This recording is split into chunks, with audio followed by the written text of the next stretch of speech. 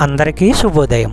ఈరోజు దేవుని వాగ్దానం ఏమనగా సామెతల గ్రంథము 6వ అధ్యాయము 23వ వచనము. ఆజ్ఞ దీపముగాను ఉపదేశము వెలుగుగాను ఉండును, శిక్షార్థమైన గద్దింపులు జీవమార్గములు. సహోదరి సహోదరులరా, దేవుని ఆజ్ఞ మనకు దీపము లాంటిది, ఉపదేశము వెలుగు లాంటిది. క్రమశిక్షణ కోసం దిద్దుబాట్లు జీవానికి మార్గము.